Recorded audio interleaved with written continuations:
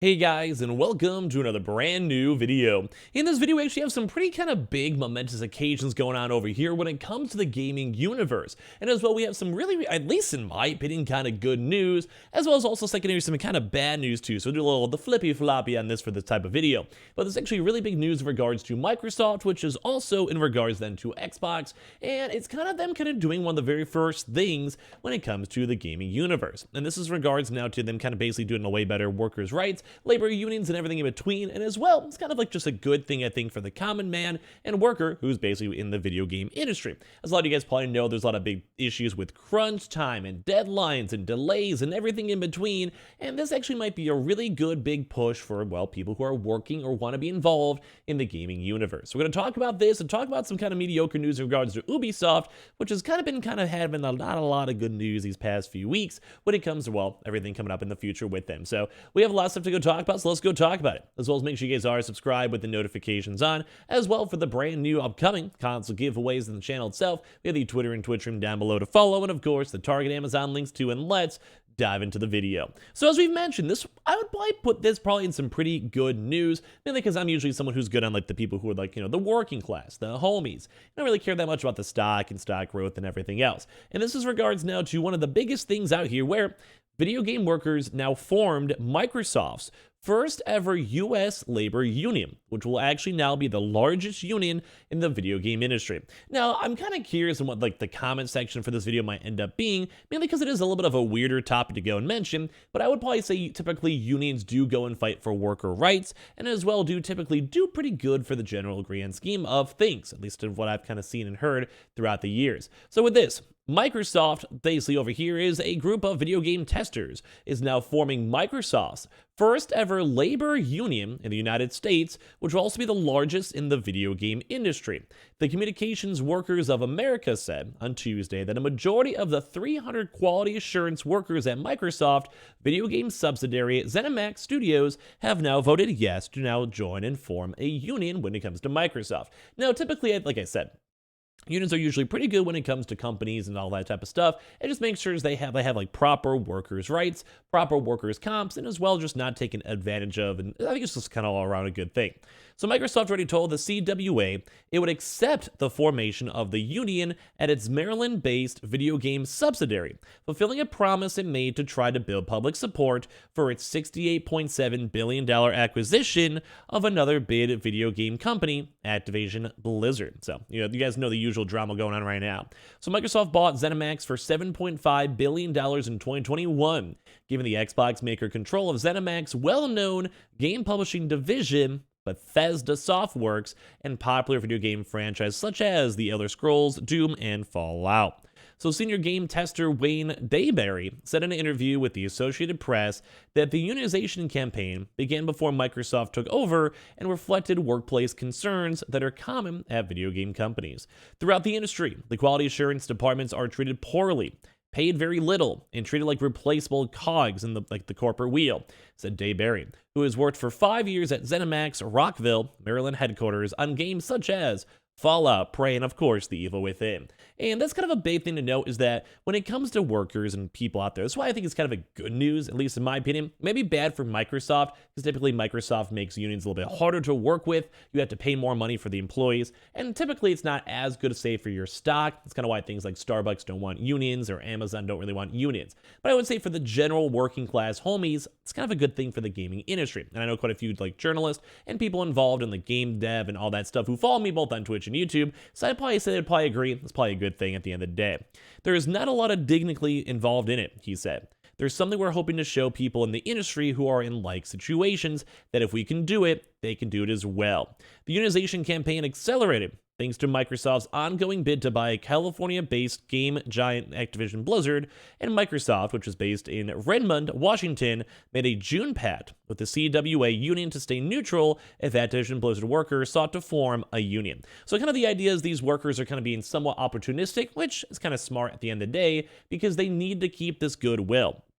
And basically, if they're trying to go form a union, and then these really big like FTC and big government bodies are essentially being like, hey, well, like, why are you turning down this $7 billion union from your own big subsidiary? And if they're already kind of having issues with their own workers' rights and everything in between, well, at the end of the day, that probably is not a good sign for you to go work with like Activision Blizzard, who's already a little bit rocky when it comes to like, their scandals and everything else that's been going on these past few years. So it's very intriguing to see this because it's number one, really well timed, but I think overall good for the overall gaming universe as well. So interesting to see. The worker-friendly pledge sought to appeal to the U.S. regulator concerns under President Joe Biden about the labor implications of massive business mergers, though it didn't stop the Federal Trade Commission from suing both last month to block Microsoft's planned Activision Blizzard acquisition. The case has its first scheduled hearing on Tuesday and can drag on for months. Two small units of Activision Blizzard workers were the first to certify unions last year in Middleton,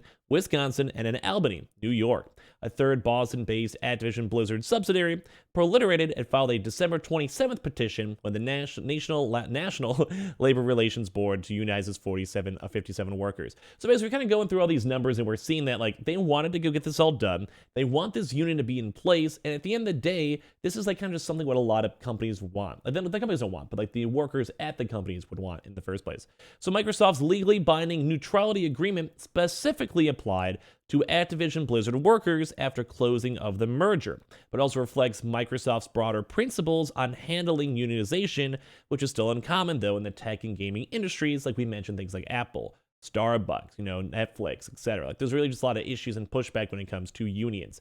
Dayberry said Microsoft's neutrality promise gave workers confidence that there wouldn't be any retaliation or union busting, which there has been none of. Which in the general sense, this actually might be good for the basically the Activision acquisition, because it kind of goes that Microsoft is kind of willing to give a little bit of pushback, give people a little bit of vibes and a little bit more benefits, because if they think they deserve it or they want to push for those rights, they really just can't stop them, because, well, then the FTC and these anti-monopoly companies are going to notice this and see this and basically assume that there's something a little bit more fishy ongoing than everything else in between. So, big things to go and note. They said they have definitely stood by their word all along in terms of Microsoft, said the CWA spokesperson Beth Allen. It's pretty momentous. Microsoft is an outlier in the way tech companies have been behaving.